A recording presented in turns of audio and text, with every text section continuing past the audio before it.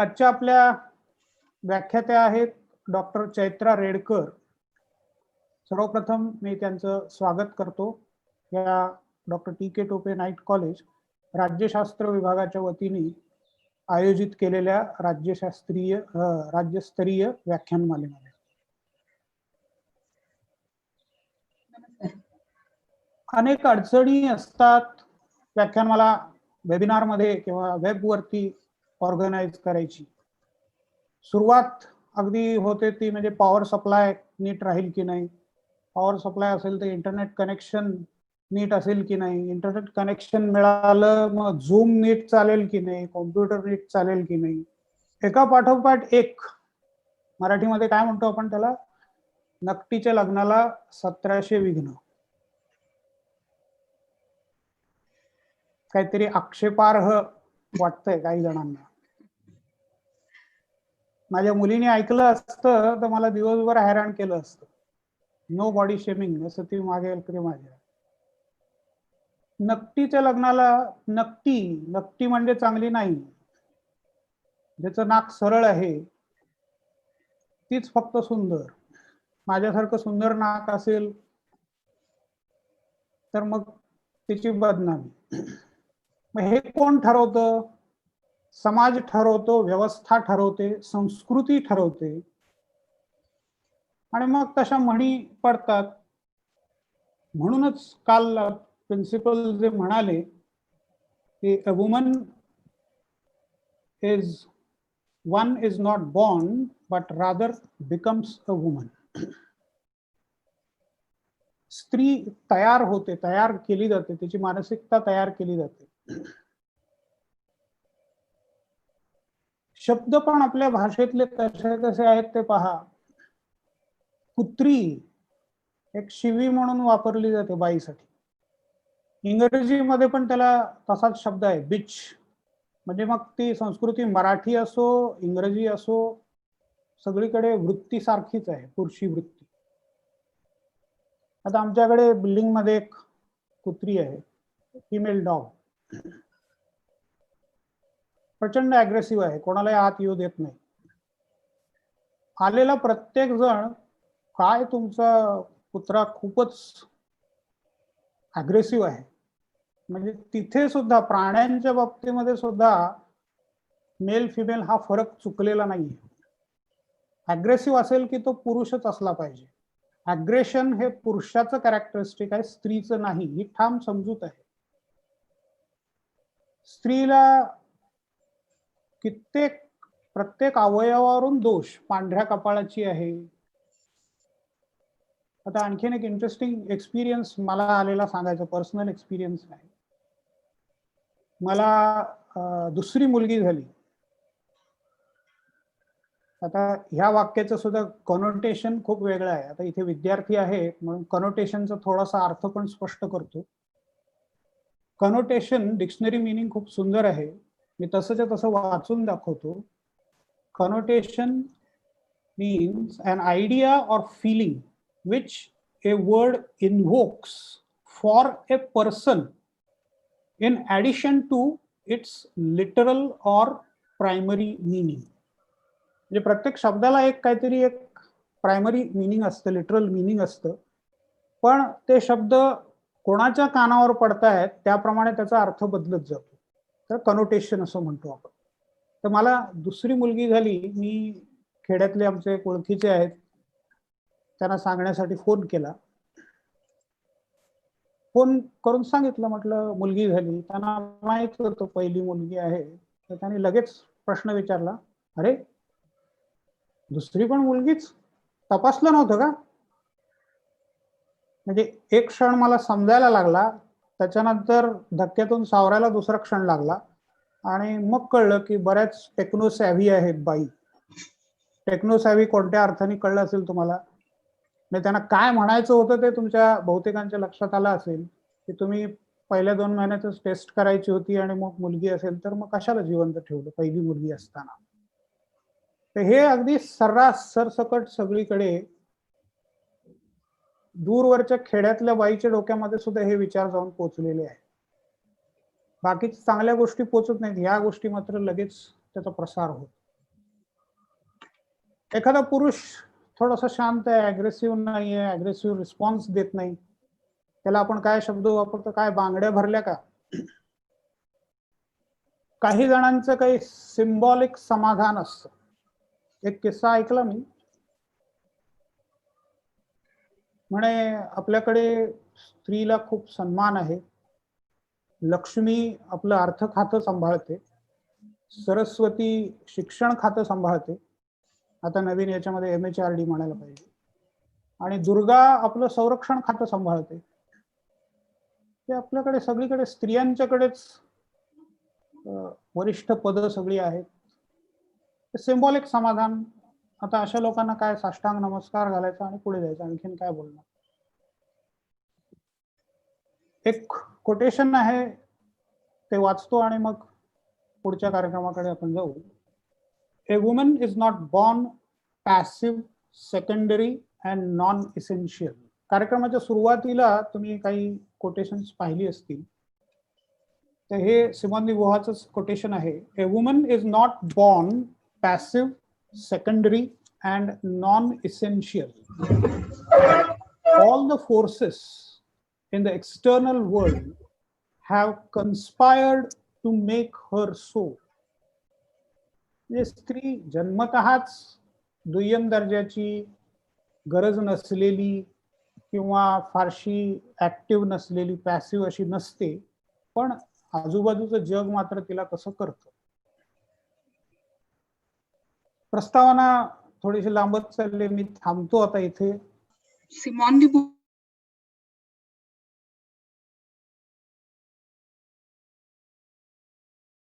आपल्याला एकूण राजकीय पाश्चात्य राजकीय विचारांचा जेव्हा आपण आढावा घेतो, तर त्याच्यामधले खूप महत्वाचे विचारवंत म्हणून तिचा आपल्याला विचार हा करायला पाहिजे. एक मला आनंदाची गोष्ट अशी वाटते की मुंबई विद्यापीठाच्या सिलेबसमध्ये पॉलिटिकल थिंकर्स मध्ये सिमॉन दी बोव्हारचा समावेश करण्यात आलेला आहे. खूप महत्वाची गोष्ट आहे, कारण नाहीतर जनरली ज्या वेळेला राज्यशास्त्राच्या सिलेबसमध्ये वेगवेगळ्या थिंकर्सचा समावेश होतो, तेव्हा एक standard Plato, Aristotle, Machiavelli, Hobbes, Locke, Rousseau, Mill, Marx असं एक स्टँडर्ड पॅटर्न असतो. आणि मग स्त्रीवादाच्या संदर्भामधला विचार म्हणून जरी काही मांडायचं असलं तरी मग जॉन स्टुअर्ट मिलचं सब्ज्युकेशन ऑफ वुमेन याचा उल्लेख केला जातो, आणि एक प्रकारचं ज्याला लिप सर्व्हिस म्हणतात त्या पद्धतीने की चला स्त्रियांचाही काहीतरी एक पोर्शन त्याच्यामध्ये समाविष्ट झाला, अशा पद्धतीचा बरेचदा अप्रोच असतो. त्याच्या थोडं पलीकडे जाऊन अशा पद्धतीचा एक समावेश करण्यात आलेला आहे. ही खूप महत्वाची आणि आनंदाची गोष्ट आहे. सिमॉन दी बोव्हारचं कालखंड आपण पाहिला तर साधारण 20व्या शतकाच्या पूर्ण सुरुवातीपासनं तर एक 80 नंतर अनेक अर्थाने आपण म्हणतो की जग बदललं, जागतिकीकरणाचा एक मोठा टप्पा येतो, पण त्याच्या उंबरठ्यापर्यंत जे काही मोठं ट्रान्झिशन, पहिलं महायुद्ध, दुसरं महायुद्ध, आणि याच्यामुळे जे जगभरामध्ये जे काही मोठे बदल झाले, जे काही तात्विक मोठ्या वेगवेगळ्या पद्धतीचं चिंतन झालं, या सगळ्याची साक्षीदार आणि त्याच्यामध्ये सहभागी असलेली एक अतिशय महत्वाची अशी विचार करणारी व्यक्ती म्हणून आपल्याला तिची नोंद ही घ्यावी लागते. सिमॉन दी बोव्हारच्या बद्दल थोडस आधी व्यक्तिगत गोष्टी बोलणं मला आवश्यक वाटतं. त्या काय कळल्यानंतर ते का महत्वाचं आहे हे लक्षात येईल. सिमॉन दी बोव्हारचा जन्म हा एका अतिशय, ज्याला बुर्जवा फॅमिली म्हणता येईल अशा पद्धतीच्या फ्रान्स मधल्या अतिशय उच्चभ्रू अशा समाजामध्ये तिचा जन्म झाला, आणि ती अतिशय हुशार होती. तिने लवकर तिचं खूप लहान वयामध्ये 21व्या वर्षी तिने पदव्युत्तर फिलॉसॉफी मधली डिग्री घेण्यासाठी एका अतिशय प्रेस्टिजियस कॉलेजमध्ये ती होती, आणि सार्त्र तिच्या त्या कॉलेजमधले तिचे सहकारी, सिनियर सहकारी म्हणून तिचे वर्गमित्र जरी ते नसले तरी एक सहकारी म्हणून ते तिला लाभलेले होते. हा जो तिचा एक बंडखोरपणा जो होता की फिलॉसॉफीमध्ये एवढ्या लहान वयामध्ये या विषयामध्ये जाणं आणि त्याच्यामध्ये पदवी मिळवण्यासाठी एका प्रतिष्ठित विद्यापीठामध्ये सहभागी होणं ही एक खूप मोठी गोष्ट यासाठी होती की ती ज्या घरात जन्माला आली आणि तिला ज्या पद्धतीचं कॉन्व्हेंटमधनं शिक्षण मिळालं त्यातनं ती पुढे जाऊन नन होईल अशा पद्धतीची साधारण अपेक्षा होती किंवा तशा पद्धतीचं एक तिचं अपब्रिंगिंग हे घडलेलं होतं.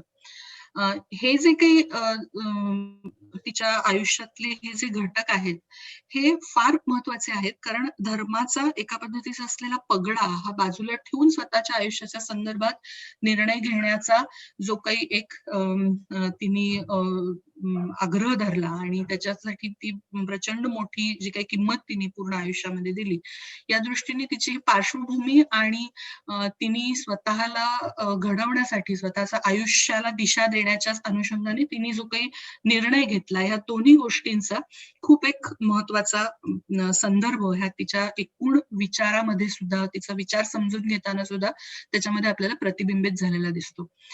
सार्त्रची तिची पार्टनरशिप चा जो भाग आहे त्याच्याबद्दल बोलणं फार गरजेचं आहे आणि गरजेचं नाही असा दोन्ही एक प्रकारचा डिलेमा आहे.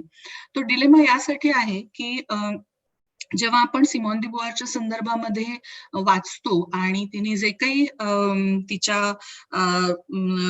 वेगवेगळ्या देशांना तिने भेटी दिल्या किंवा वेगवेगळ्या विद्यापीठांमध्ये तिची भाषणं होत असत किंवा पब्लिक लेक्चर्स जे तिची होत असत तेव्हा असं एक तिचा अनुभव आहे की तिला गेल्यानंतर तिच्या कामाबद्दल तिच्या अभ्यासापेक्षाही सार्त्र बद्दल अनेक प्रश्न हे विचारले जातात आणि सार्त्रची मैत्रीण अशी तिची ओळख ही आयुष्यभर राहिली. तिच्या स्वतःच्या आयुष्यामध्ये तिला एक तत्वज्ञ म्हणून फार कमी मान्यता मिळालेली आपल्याला पाहायला मिळते. तिच्या एकूण कामाच्या संदर्भामधली जे काही रेकग्निशन तिच्या मृत्यूनंतर जास्त मोठ्या प्रमाणात तिला एक थिंकर म्हणून एक फिलॉसॉफर म्हणून सिरियसली घेतलं जायला लागलं पण तिच्या काळामध्ये ही रेकग्निशन ही नव्हती आणि एका पद्धतीने ज्याला सार्त्रचा अल्टर इगो असं म्हणता येईल अशा पद्धतीने तिच्याकडे पाहायला गेलं. आता हा भाग अतिशय इंटरेस्टिंग आहे की जेव्हा तुम्ही इंटेलेक्च्युअल पार्टनरशिप एखाद्या व्यक्तीबरोबर करता आणि त्याच्या बरोबर ज्या वेळेला तुम्ही दोघंही ज्या वेळेला ग्रो होत असता त्याच्यामध्ये खूप गोष्टी ह्या कॉमन असतात, खूप गोष्टींची देवाणघेवाण होत असते आणि ह्याच्यामधलं नेमकं कोणाचं काय कोणाचा कोणावरती काय इन्फ्लुएन्स होता आणि कोणी कोणाला घडवलं ह्याचं असं कॅटेगोरिकली त्याचे काही तपशील किंवा त्याच्या संदर्भामध्ये अशा पद्धतीने आपल्याला डिसेक्शन करता येत नाही इतकं ते एक संयुग अशा पद्धतीने ते नातं झालेलं असतं. आणि सिमॉन दी बुआरच्या संदर्भात तिचा हा स्वतःचा निर्णय होता की तिला लग्न न करता नात्यामध्ये राहायचंय आणि जवळपास 50 वर्षाचं त्यांचं साहचर्य होतं सार्त्र आणि सिमॉन दी बुआरचं. सो या प्रोसेसमध्ये तिचं त्या सार्त्रला घडवण्यात सार्त्रची वैचारिक भूमिका विकसित होण्यामध्ये तिचं काय योगदान होतं याच्याकडे अर्थातच ती स्त्री म्हणून दुय्यमत्वाने बघितलं गेलं आणि सार्थ हा एक फार मोठा फिलॉसॉफर आणि त्याची ही सखी आणि म्हणून सार्त्रच्या प्रभावाखाली तिची जडणघडण झाली अशा पद्धतीने बघण्याकडे कल हा जास्त असल्याचं आपल्याला पाहायला मिळतं आणि हाही एका पद्धतीने आपल्याला पुरुषसत्ताक व्यवस्थेचाच प्रभाव असल्याचं पाहायला मिळतं. पण अलीकडच्या काळामध्ये तिचं स्वतःचं लेखन प्रकाशित झालेलं आहे. अलीकडच्या काळामध्ये तिने जे काही सार्त्रला लिहिलेली पत्र आहेत ती पत्र प्रकाशित झालेली आहेत आणि ह्याच्यामधनं एकत्र काम करत असताना एकमेकांच्या देवाणघेवाणीतनं जी काही वैचारिक बैठक दोघांची विकसित झाली त्याच्याविषयीची स्पष्टता ही आपल्याला पाहायला मिळते. सिमॉन दी बुआर च्या संदर्भामध्ये आपल्याला एक गोष्ट जी लक्षात घ्यायला हवी ती म्हणजे ती स्त्रीवादी लेखिका म्हणून जशी आपल्याला माहिती आहे त्याच्या जोडीला तिने फार मोठ्या प्रमाणामध्ये वेगवेगळ्या राजकीय प्रश्नांच्या संदर्भात भूमिका घेतलेली होती आणि हे आपल्याला आग्रहाने यासाठी लक्षात ठेवायला हवं की हा द गॉलचा फ्रान्स आहे आणि केवढं एक मोठं त्याचं लार्जर दॅन लाईफ असं अस्तित्व त्या देशामध्ये असताना राष्ट्राची जी काही भूमिका आहे आंतरराष्ट्रीय संदर्भामध्ये त्या भूमिकांच्या विरोधामध्ये जाऊन सतत एक स्वातंत्र्याला पूरक अशा पद्धतीची भूमिका घेण्याचं काम हे सिमॉन दी बोआरनी आपल्याला केलेलं पाहायला मिळतं. म्हणजे आजच्या भाषेमध्ये बोलायचं झालं तर तिला अँटी नॅशनल असं म्हटलं गेलं असतं. अशा पद्धतीची भूमिका ही तिने सातत्याने घेतलेली आहे. नागरिकांचे अधिकार, सिव्हिल सोसायटीला एक पद्धतीची बळकटी यावी आणि राज्यसंस्था ही अशी सर्वव्यापी आणि आयुष्याच्या सगळ्या गोष्टींना नियंत्रित करणारी अशी असू नये, अशा पद्धतीची भूमिका आंतरराष्ट्रीय पातळीवरती सुद्धा अमेरिकेचं जे काही एकूण वर्चस्ववाद आणि अमेरिकेचं जी काही एक्सपान्शनिस्ट अशी भूमिका होती त्याच्या विरोधामध्ये सुद्धा तिने भूमिका घेतलेली आपल्याला पाहायला मिळते. सो हा जो तिचा एक कार्याचा भाग आहे तो फार त्याच्याकडे कमी लक्ष दिलं जातं. त्याचप्रमाणे हेही घडताना आपल्याला पाहायला मिळतं की तिच्या एकूण साहित्याच्या संदर्भामध्ये सुद्धा आपल्याला असं पाहायला मिळतं की एक सेकंड सेक्स हे एक पुस्तक तिचं सोडलं तर तिचं इतर जे काही लिखाण आहे त्याच्याकडे तुलनेने दुर्लक्ष हे केलं जातं. तिचं सेकंड सेक्स हे जे पुस्तक आहे हे पुस्तक तिने लिहिण्याच्या आधी सुद्धा तिचे काही महत्वाचे निबंध हे आलेले होते. शी केम टू स्टे नावाचा एक तिचा अतिशय महत्वाचा निबंध हा आहे. मॅन्डरिन हे पुस्तक नंतर आलं, पण ambiguity of ethics, eye for an eye, अशी काही तिची महत्वाची टेक्स्ट ही मानली जातात.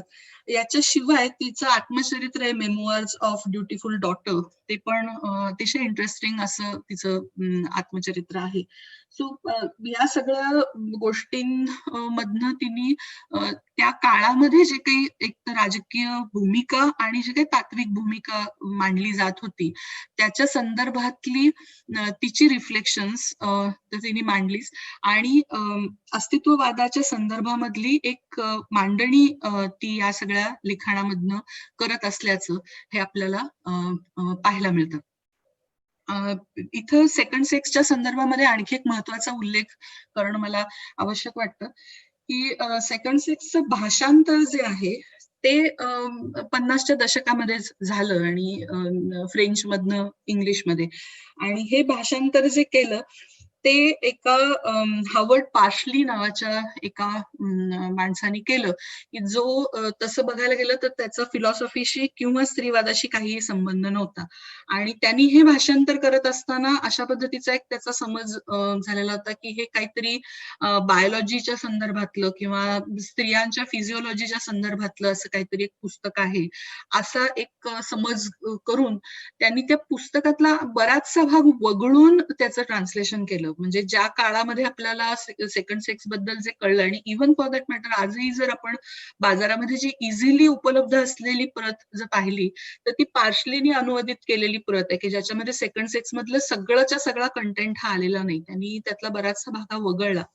पण ज्यावेळेला या पुस्तकाला 60 वर्ष पूर्ण झाली त्या टप्प्यावरती काही स्त्रीवाद्यांनी पुढाकार घेऊन याचं नव्याने ट्रान्सलेशन करण्याचा प्रयत्न केला, आणि त्यातनं आपल्याला पूर्ण सेकंड सेक्सचा जो सगळा गाभा आहे आणि त्यातला जो स्त्रीवादी असा जो त्याचा बैठक आहे ती अधिक स्पष्ट होईल अशा पद्धतीने त्याचं ट्रान्सलेशन हे या दुसऱ्या टप्प्यावरती आपल्याला झालेलं पाहायला मिळतं. 2009 मध्ये हे दुसरं भाषांतर आपल्याला उपलब्ध झालेलं आहे.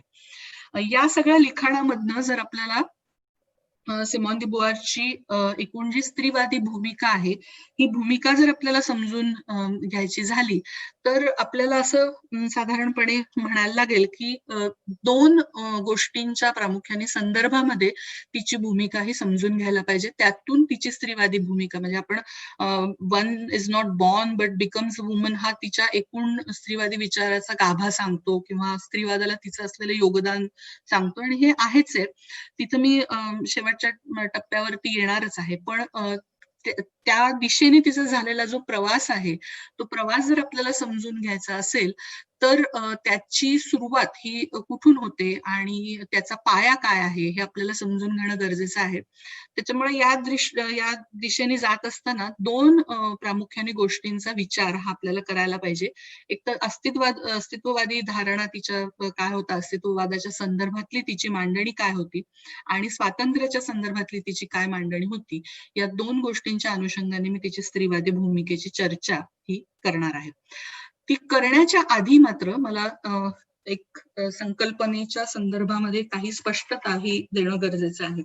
आणि ती यासाठी गरजेची आहे, की आपण साधारणपणे पॉलिटिकल फिलॉसॉफी किंवा पॉलिटिकल थिअरीच्या संदर्भात बोलत असताना या 2 संकल्पनांच्या अनुषंगाने, की सेल्फ अँड अदर, पर आणि स्व किंवा स्व आणि पर, या संकल्पनांच्या अनुषंगाने फारसा विचार करत नाही. म्हणजे जे फिलॉसॉफी किंवा सायकोलॉजी चे विद्यार्थी असतील, अँथ्रोपॉलॉजीचे विद्यार्थी असतील, त्यांनी या संकल्पनांच्या संदर्भात जेवढा विचार त्यांच्या एकूण अभ्यासक्रमाचा भाग अतिशय सुरुवातीच्या टप्प्यापासून केलेला असतो, त्या प्रमाणामध्ये आपल्या राज्यशास्त्राच्या संदर्भामध्ये या संकल्पना येत नाहीत. आणि हे अनफॉर्च्युनेट आहे, कारण बरेचदा भारतातलं किंवा कुठल्याही जगभरातलं राजकारण समजून घेण्याच्या संदर्भामध्ये या 2 गोष्टींचा परस्पराशी असलेला संबंध आणि त्यातनं आपल्या राजकीय जाणीवा किंवा आपली आयडेंटिटी ही कशा पद्धतीने फॉर्म होते, हे अतिशय इंटरेस्टिंग आहे. म्हणजे थोडंसं विषयांतर झालं तरी मी इथं एक फक्त उल्लेख करू इच्छिते, की आशिष नंदी हे जे अतिशय महत्वाचे अभ्यासक आहेत,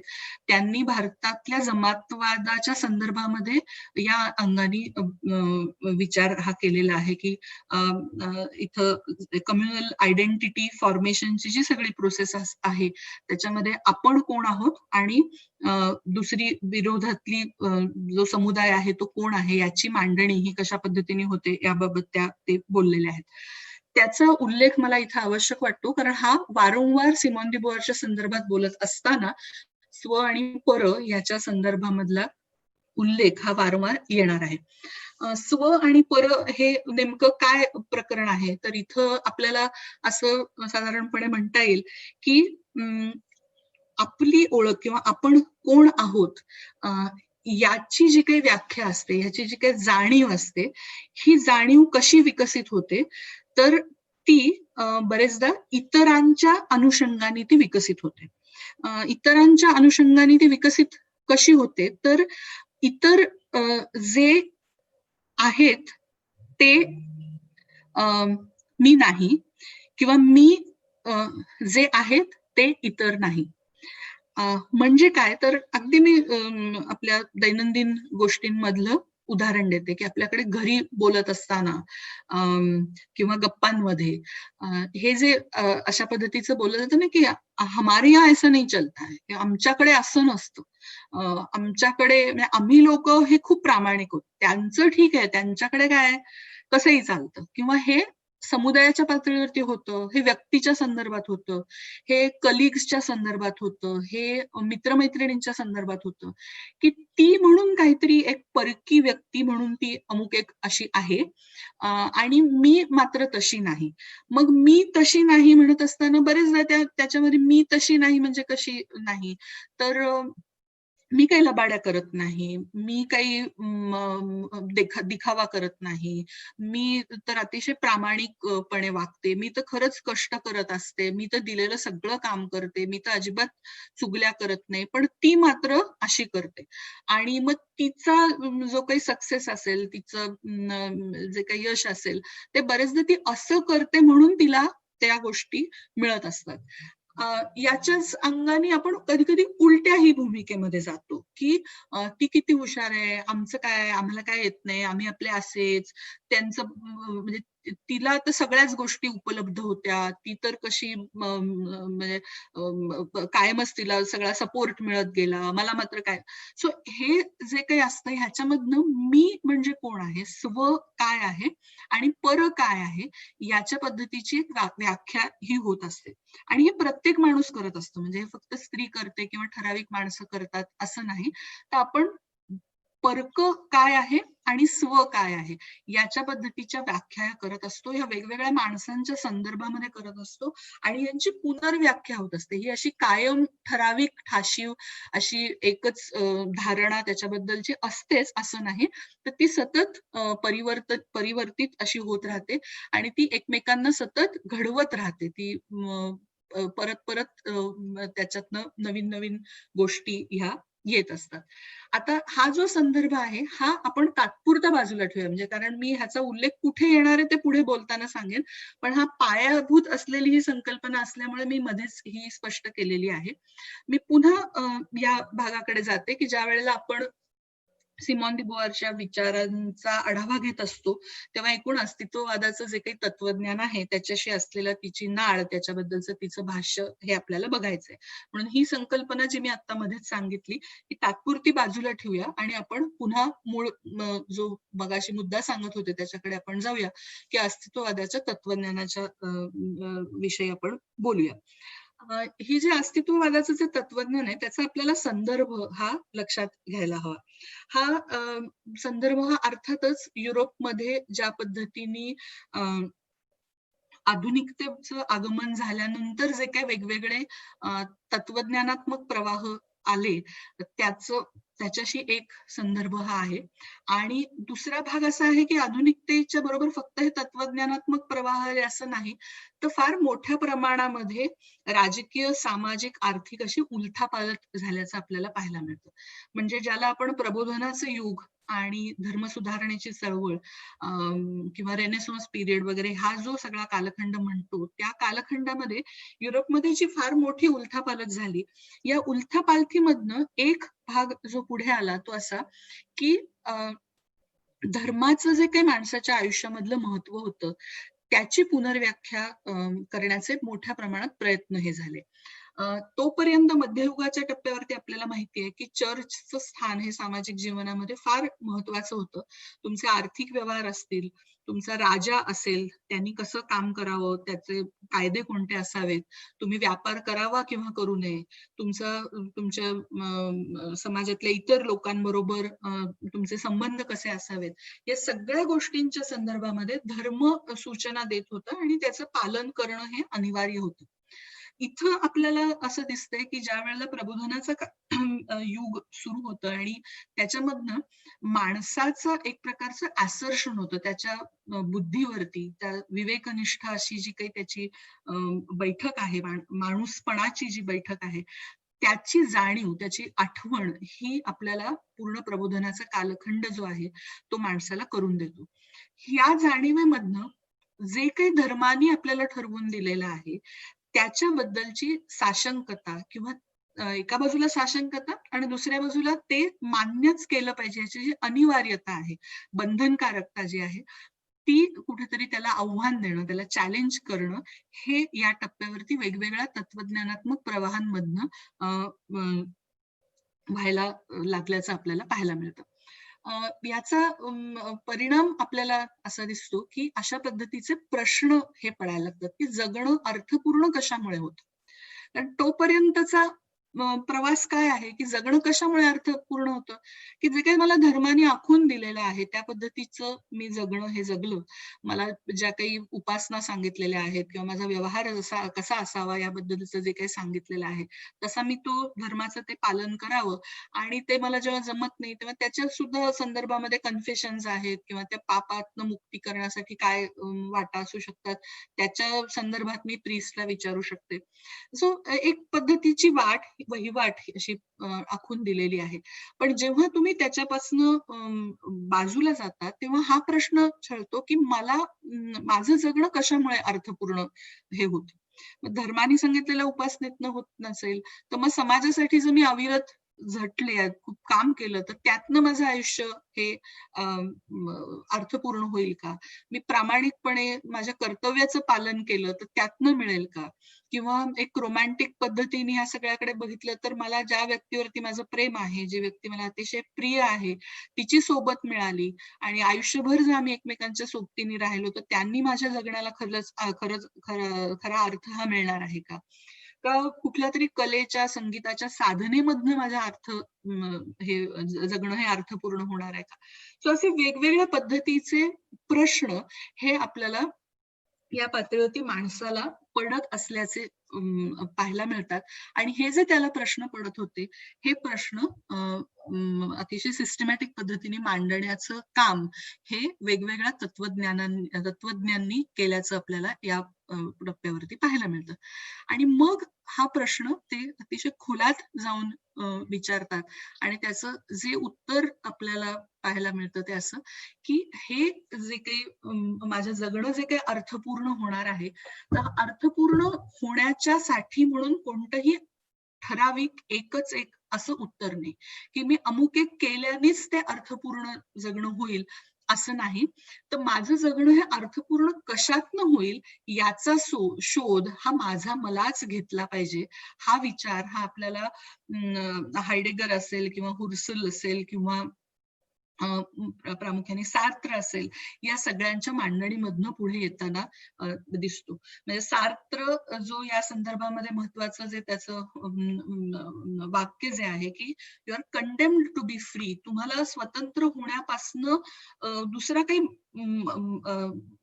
पर्यायच उपलब्ध नाहीये. आणि स्वतंत्र कशासाठी व्हायचं? स्वतंत्र म्हणजे आपण ज्या पद्धतीने स्वातंत्र्याचा विचार करतो, बंधनांचा अभाव किंवा या अर्थाने नाही. तर स्वातंत्र्य हे या दृष्टीने की माझं जगणं हे अर्थपूर्ण कशातनं होईल हे ठरवण्याचं स्वातंत्र्य मी उपभोगण्याशिवाय मला पर्याय नाही. कारण मला धर्माने जे सांगितलेलं अर्थ होतं ते त्याच्यातनं काही साध्य होईल हे शक्य नाही, हे आता पुरेसं एव्हिडंट झालेलं आहे. माझे आई वडील असतील, माझे शिक्षक असतील, इतर काही वडीलधारी मंडळी असतील किंवा कोणी ज्याला आपण प्रबुद्ध माणसं असं म्हणतो, तर ती सुद्धा शेवटी त्यांच्या काळाची, त्यांच्या जडणघडणीची अशीच अपत्य आहेत. त्यांना आपण अथॉरिटी आणि श्रेष्ठत्व बहाल केलेलं असलं तरी ते त्या अर्थाने श्रेष्ठ नाहीत, तर ते माझ्यासारखेच एका काळाच्या प्रक्रियेमधनं माझ्या आधी जन्माला आलेले असतील, वेगळे अनुभव आलेले असतील, पण त्यांना प्रमाण म्हणून स्वीकारण्यातनं मला माझ्या जगण्याचा अर्थ सापडेलच ह्याची काही शाश्वती नाही. तर मला माझ्या जगण्याचा अर्थ हा माझा मलाच शोधायला पाहिजे. त्याच्यासाठीचे जे काही प्रयत्न आहेत, त्याच्यासाठीचं जे काही मरण आहे दैनंदिन, कारण हायडेगरमध्ये तर मरणाचाही भाग येतो की मी जे काही आतापर्यंत घडली गेलेली आहे की माझ्या शाळेने असेल, त्याच्या आधी माझ्या आई वडिलांनी असेल, माझ्या मित्रपरिवाराने असेल, माझ्यावरती जे काही संस्काराची पुटं चढवली आणि त्यातनं मी जी काही जन्माला आलेली आहे, आज जी काही मी आहे, माझ्या जे काही दृष्टिकोन आहेत, हे सगळे मी मारल्याशिवाय मी कोण आहे हे सापडणारच नाही. ते शोधण्याचा माझा प्रवास हा एकटीचा प्रवास असणार आणि तो प्रवास माझा मला करायलाच पाहिजे. यासाठी कंडेम टू बी फ्री असं सार्त्रचा तो जो काही आग्रह आहे तो इथं आपल्याला पाहायला मिळतो. आता हा संदर्भ पुन्हा आपण सिमॉन दिबुआरच्या विचार समजून घेताना एका बाजूला हा लक्षात ठेवला पाहिजे.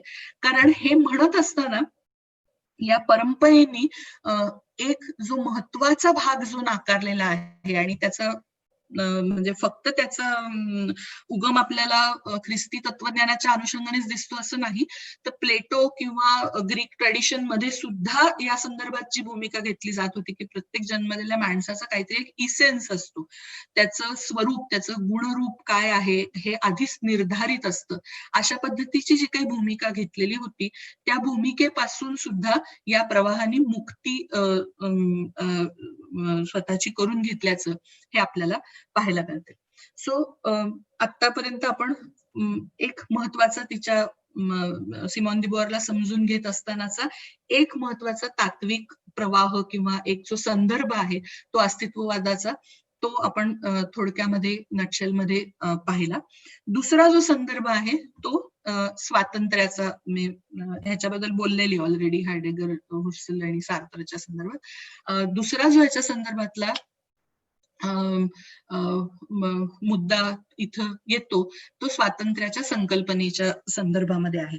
आणि इथं आपल्याला असं पाहायला मिळतं तर याचीही धारणा पुन्हा अस्तित्ववादाच्याच मुळातनं येते असं आपल्याला पाहायला मिळेल की इथं सुद्धा स्वातंत्र्य म्हणजे सार्वभौमत्व किंवा कोणावरचं आधिपत्य नाही, ही एक अस्तित्ववादातनं पुढे आलेली धारणा आहे. तर स्वातंत्र्य ही एकमेकांच्या अनुभूतीतून मिळते, ती एकांतामधून ती अनुभूती मिळत नाही, तर माणसातील नातेसंबंधांमधून स्वातंत्र्य म्हणजे काय हे आपल्याला अनुभवायला मिळतं. आणि ऍब्सोल्यूट अशा पद्धतीचं फ्रीडम हे कोणालाही शक्य नसतं. अशा पद्धतीची ही एक भूमिका ही अस्तित्ववादाच्या या प्रवाहातनं पुढे येते. ती खरं तर जास्त स्पष्टपणे सिमॉन दी बुआरनीच मांडलेली आहे असं आपल्याला म्हणता येईल. आता हे जे 3 वेगवेगळ्या गोष्टी सांगितल्या ज्या कदाचित थोड्याशा तुम्हाला विस्कळीत वाटू शकतात, यांना थोडंसं जोडण्याच्या दृष्टीने आपण जाऊया की हे 3 जे वेगळे गोष्टी मी सांगितल्या की सुरुवातीला सेल्फ आणि अदरची संकल्पना सांगितली, दुसरं अस्तित्ववादाच्या संदर्भातली भूमिका सांगितली, आणि तिसरी जी स्वातंत्र्याची जी संकल्पना आहे, पुन्हा मला इथं रिमाइंड करावं असं वाटतं की लिबरल ट्रॅडिशन मध्ये ज्या पद्धतीची स्वातंत्र्याची संकल्पना येते की ऍब्सेन्स ऑफ एनी कंट्रोल, कोणत्याही नियंत्रणापासून मुक्त असणं, आणि विशेषतः राज्यसंस्था किंवा कोणतीही कलेक्टिव्हिटी यांचं माझ्यावरती नियंत्रण नसणं, या पद्धतीची जी काही संकल्पना आहे त्याच्यापेक्षा ही स्वातंत्र्याची संकल्पना निराळी आहे. ही थोडीशी आपल्याला असं म्हणता येईल की आयडियलिझमच्या जवळ जाणारी अशा पद्धतीची संकल्पना आहे, पण ती सुद्धा पूर्णपणे तिथं जात नाही. यासाठी कारण आयडियलिझम मधली पुन्हा जी स्वातंत्र्याची संकल्पना आहे त्याच्यामध्ये माझा जो काही कॉन्शियसनेस आहे तो जेव्हा युनिव्हर्सल कॉन्शियसनेसच्या स्तरापर्यंत जातो तेव्हाच त्या अर्थाने स्वातंत्र्य मी उपभोगू शकते, अशी जी धारणा आहे त्याच्यामध्ये व्यक्ती ते समूह असं एक प्रवास अपेक्षित आहे, तो इसेन्शियली आपल्याला इथं असल्याचं पाहायला मिळत नाही. पण ह्या 3 ज्या गोष्टी आहेत त्या 3 गोष्टींना जोडण्याचा जो भाग आहे तो आपल्याला सिमॉन दी बुआरच्या सेकंड सेक्स मध्ये येतो. आणि तिचं हे जे फेमस वाक्य आहे, स्त्री जन्माला येत नाही, ती घडवली जाते, woman is not born rather she becomes a woman, हे जे काही वाक्य आहे हे वाक्य आपण या 3 मुद्द्यांच्या, या 3 पैलूंच्या संदर्भामध्ये समजून घ्यायला पाहिजे. कसं ते समजून घ्यायला पाहिजे, तर थोडंसं मी पुन्हा मागे जाते की हा जो काही एक भाग आहे की माणसाचं स्वतःचं असं पूर्वनिर्धारित असं काही गुणात्मक स्वरूप नसतं, आणि जगण्याला कोणताही ठराविक असा अर्थ नसतो, तो अर्थ शोधणं प्रत्येकाला भाग असतं. या मुद्द्याच्या अनुषंगाने ज्या वेळेला एक स्त्री म्हणून सिमॉन दी बुआर प्रश्न उपस्थित करते की माझं स्त्री म्हणून काय गुणात्मक रूप आहे नाही, मी असा प्रयत्न करू शकते, स्वतःच्या जगण्याचा अर्थ शोधण्याचा प्रयत्न करू शकते, या दृष्टीने जेव्हा तिचं चिंतन सुरू होतं तेव्हा तिच्या असं लक्षात येतं, आणि जे ती सेकंड सेक्स मध्ये मांडते, की स्त्री म्हणून माझं जे काही गुणात्मक रूप आहे ते पूर्वनिर्धारित या समाजाने ठरवलेलं आहे. आणि ते कसं ठरवलेलं आहे, तर इथं मागे ज्याला आपण स्व आणि परचा जो मुद्दा मांडलेला होता, तर माझं स्व असं काही ठरवलंच गेलेलं नाहीये स्त्री म्हणून. माझं जे काही मी कोण आहे, स्त्री म्हणून मी कोण आहे, ह्याची व्याख्या ही कायमच पर म्हणून केली जाते, दुसऱ्याच्या संदर्भामध्ये केली जाते. म्हणजे मी कायमच पर आहे आणि स्व हा कायम पुरुष आहे. पुरुष हा जो आहे हा डिफॉल्ट म्हणून जे काही समाजामध्ये घडतं, जी सगळी नॉर्म म्हणून जी आहे ती पुरुष आहे. आणि स्त्री काय आहे, तर स्त्री जे पुरुष नाही, जे पुरुषामध्ये पुरुषापेक्षा जे काही वेगळं आहे किंवा पुरुषाच्या अनुषंगाने जे काही डिफाईन केलं गेलेलं आहे ते सगळं म्हणजे स्त्री आहे. हे कसं घडतं, तर इथं ती जन्मापासनं तर स्त्री ही कशी घडवली जाते, तिच्या शरीरापासनं तिचं हे स्त्रीपण कसं बद्ध होत जातं हे ती आपल्याला सांगत असल्याचं पाहायला मिळतं. तर म्हणून हा जो प्रश्न आहे त्याच्या मुळाशी जेव्हा आपण सेकंड सेक्सच्या संदर्भात जातो तेव्हा तिथं ती पहिला मुद्दा असं मांडते की तिची जी बायोलॉजी आहे, तिची जी काही तिची जी फिजिओलॉजी जी तिची आहे, तिला जी मूल जन्माला घालण्यासाठीच जे काही तिला देण्यात आलेलं जे काही गर्भाशय आहे, इथपासनच तिची दुय्यमत्व हे सुरू होतं. म्हणजे इथं कुणाच्या मनात प्रश्न असा आलेला असू शकतो किंवा कोणी मला नंतर विचारूही शकतं आणि जनरली अशा पद्धतीचे रिस्पॉन्सेस येतात की अरे हे तर तिकडच्या संस्कृतीत असेल, आपल्याकडे तर स्त्रीला कायमच माता म्हणून मान्य म्हणजे तिचा आदर केला गेलेला आहे वगैरे वगैरे. सो असं जरी म्हटलं गेलेलं असलं तरी सुद्धा प्रत्यक्षामध्ये आपल्याला पाहायला मिळतं की हा आदर म्हणून जरी माता म्हणून आदर असला तरी व्यक्ती म्हणून जे काही तिचं स्वातंत्र्य आहे किंवा व्यक्ती म्हणून तिची जी काही विशिष्टता आहे ही रेकग्नाइज करण्याच्या संदर्भातला हा प्रश्न आहे. सो दुय्यमत्व तिचं कुठनं सुरू होतं? ती एंगल्सची भूमिकाही मान्य करत नाही की ज्या वेळेला प्रायव्हेट प्रॉपर्टी आली त्या टप्प्यावरती स्त्रीचं दुय्यमत्व आलं. ती आपल्याला असं सांगते की स्त्रीचं दुय्यमत्व हे तिच्या या बायोलॉजिकल सगळ्या ज्या जडणघडणीमधनं हे आलं. का आलं? कारण ती निर्माण करू शकते, मनुष्य जन्माला घालू शकते, ही जी तिची अद्भुत क्षमता आहे, त्यांनी जो काही पुरुष असा थक्क झाला, त्यांनी जो काही तिच्या त्या ह्या क्षमतेच्या समोर जो दबला गेला, त्यांनी तिलाच हे दुय्यमत्व लादण्यासाठी पूर्ण ही व्यवस्था ही पुढे निर्माण केलेली आपल्याला पाहायला मिळते. आणि मग ती आपल्याला सांगते की लहानपणापासून स्त्रीला कसं घडवलं जातं, स्त्रीला स्त्री म्हणून कसं घडवलं जातं. आणि हे आपण आपल्या आजूबाजूलाही पाहतो की अगदी कुणाच्या शेजारी पाजारी वाढदिवस असेल आणि वाढदिवसाला बोलवलेलं असेल तर आपल्या म्हणजे तिचं मुलगी असेल तर बाहुली घेऊन जायची किंवा भातुकली घेऊन जायची, आणि जर मुलगा असेल तर मग तिथं कार घेऊन जायची किंवा मेकॅनो किंवा लेगॉज किंवा नया व्यापार अशा पद्धतीचे खेळ घेऊन जायचे.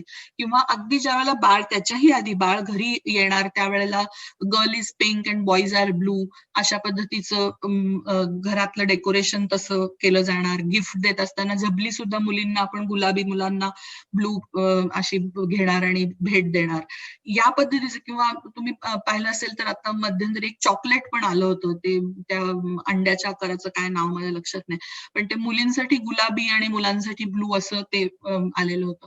सो मुलींसाठी तिचा जो रोल आहे म्हणजे फक्त गुलाबी आणि ब्लू मधनं कदाचित ते काही स्पष्ट रोल ठरवलं जात नाही असं आपल्याला वाटू शकतं, पण तिथनं ती सुरुवात होते. आणि मग हे जे आहे की तिला काय आवडलं पाहिजे, तर तिला भातुकली आवडली पाहिजे, तिला घरकाम आवडलं पाहिजे, तिला बाहुलीशी खेळता आलं पाहिजे, तिला त्या बाहुलीचे मग कपडे तिला आपण गिफ्ट देऊ शकतो.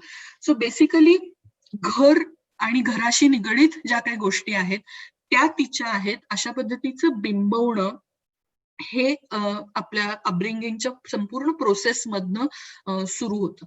आणि मग अनेक गोष्टी असतात आणि मुलींना हे टप्प्याटप्प्यावरती जाणवत राहतं की ती थोडीशी मोठी व्हायला लागली की तू कशी बसली आहेस, पाय नीट करून बस, तुझे कपडे आतले दिसता कामा नयेत, मुलींनी असं बसायचं नसतं, संध्याकाळच्या वेळेला ठराविक वेळेला तू घरी आलं पाहिजेस.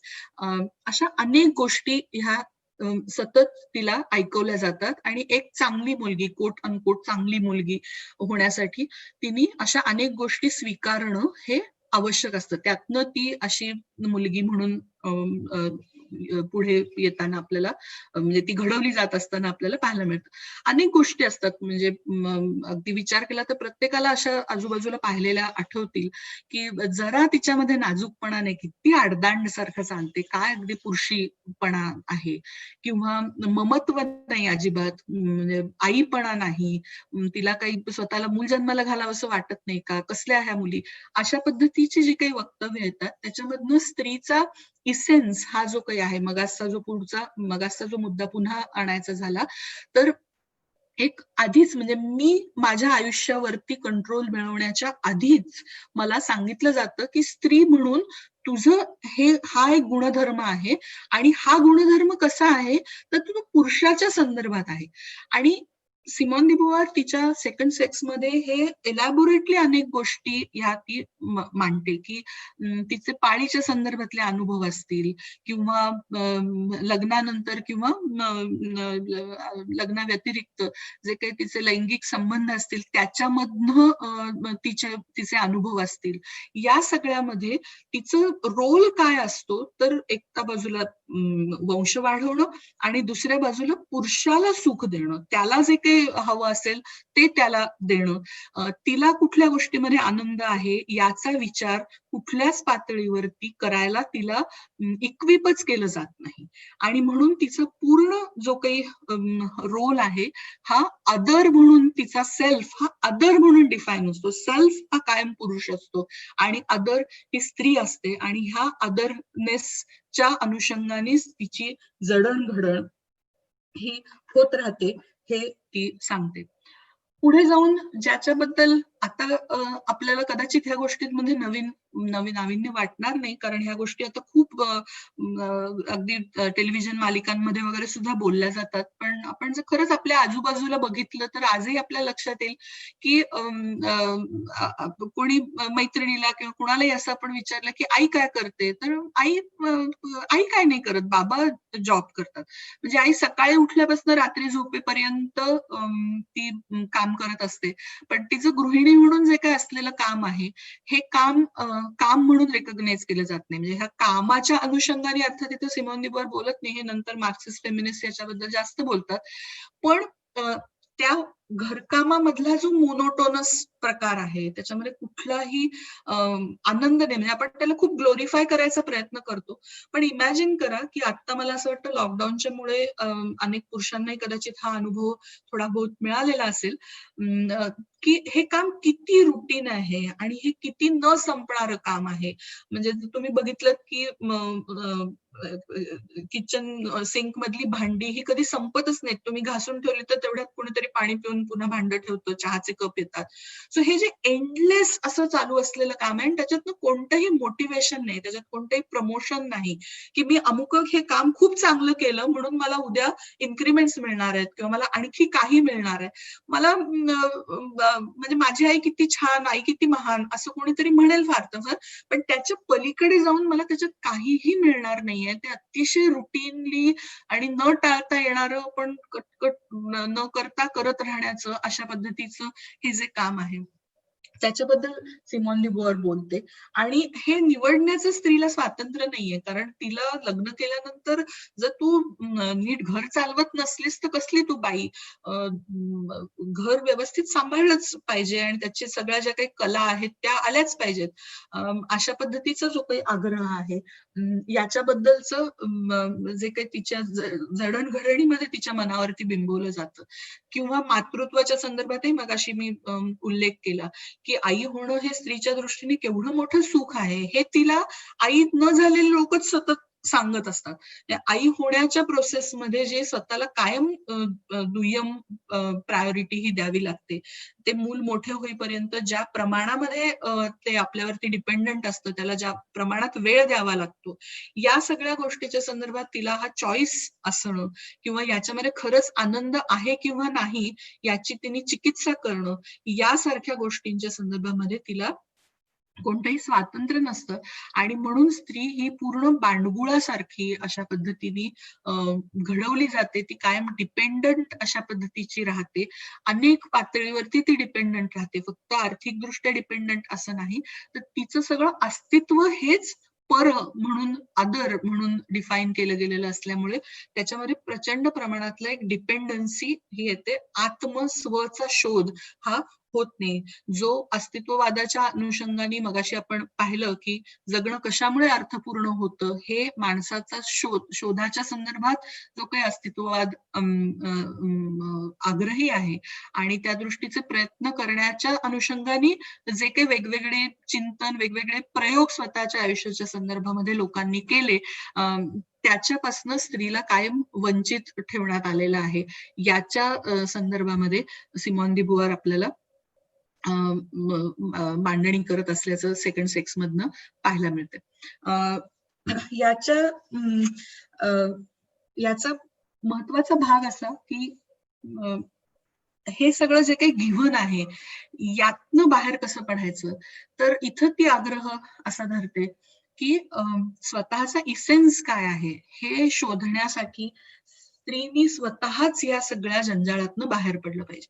म्हणजे ह्याच्याकडे असं बघण्याची गरज नाही की हे म्हणजे कुटुंब फोडा, लग्न तोडा असं सांगणाऱ्या ह्या बायका आहेत, हे जे अतिशय उथळ पद्धतीने ह्याच्याकडे बघितलं जातं, तर तसं हे नाहीये. ते या दृष्टीने बघितलं जातं की मला माझ्या आयुष्याचा अर्थ जर मी ठरवणार नाही, मी जर शोधणार नाही, तर कोण शोधणार? आणि दुसरं कोण जर शोधणार असेल तर त्यांनी ठरवून दिलेला अर्थ जो काही आहे तो अर्थ मी का स्वीकारावा? म्हणजे सिमॉन दी बुवार ज्यावेळेला 50 वर्ष एका माणसाबरोबर लग्न न करता राहिली, तेव्हा युरोपीय समाज जरी असला तरी ह्याच्यामधनं तिला काही अडथळे, तिला काही या गोष्टी प्रश्न आले नाहीत अशातला भाग नाही. पण याच्यामधनं जे म्हणजे केवळ कागदोपत्री बंधन आहे, लिगली आपण बांधलेलो आहोत म्हणून आपण एकत्र राहतोय असं नाही. तर आपलं प्रेम आहे एकमेकांवरती. आपल्याला खरंच म्हणजे प्रेम हेच आपल्या ऑथेंटिक जगण्याचं मूळ आहे.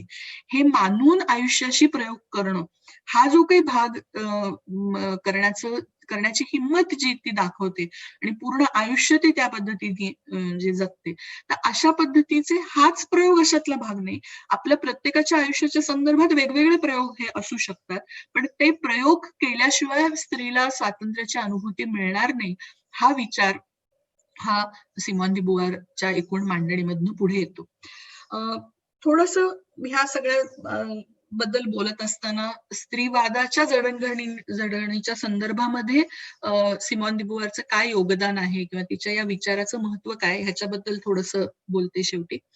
की जे आपण कुठेही स्त्रीवादाचा पेपर शिकवायचा असेल तर ज्याची सुरुवात अगदी आपण जिथनं करतो की सेक्स अँड जेंडर ह्याच्यामधला फरक, लिंग आणि लिंगभाव ह्याच्यामधला फरक जो आपण सांगतो आणि आपण ज्या वेळेला सोशली कन्स्ट्रक्टेड जेंडर रोल्सच्या संदर्भामध्ये बोलतो, तर याच्या अनुषंगाने नंतर जी मांडणी झाली मग त्याच्यामध्ये अगदी वेगवेगळे इतर लिबरल फेमिनिस्ट असतील किंवा शुलामित फायरस्टोन सारखे रॅडिकल फेमिनिस्ट असतील, जी वेगवेगळे प्रवाह स्त्रीवादाचे नंतर आले, त्याची सुरुवात, त्याचा अगदी उगम हा जो जेंडर आणि सेक्स ह्याच्यातला फरक सांगण्यातनं होतो, त्याची सूत्र ही आपल्याला सिमॉन दी बुवारच्या मांडणीतनं पाहायला मिळतात.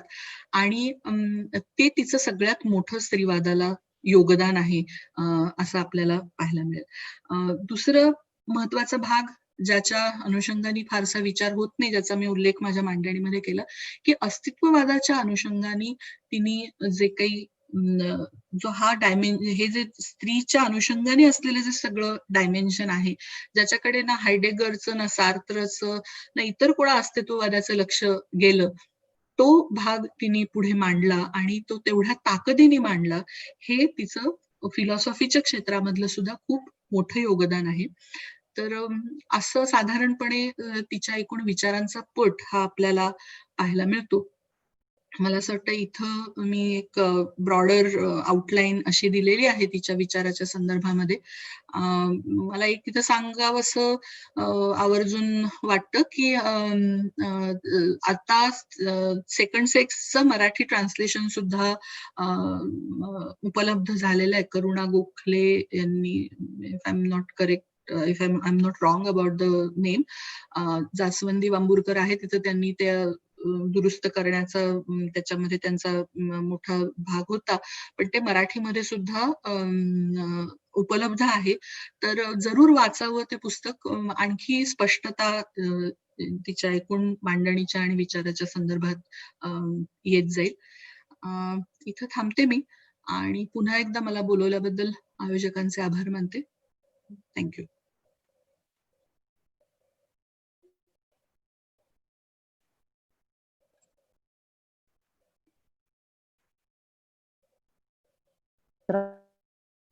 हॅलो, बंद करावं लागेल. Hello, hello. हा, स्क्रीन शेअरिंग आहे ते. हो करते, एकच सेकंद. आम्ही ते माझी ती स्क्रीन मोठी होत नाहीये इकडे. हा हा, ठीक आहे. ओके,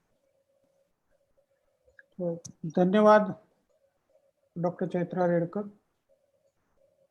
अस्तित्ववाद हे सिमॉन दी बुवारच्या एकूण स्त्रीवादी तत्वज्ञानाचा आधार होतं.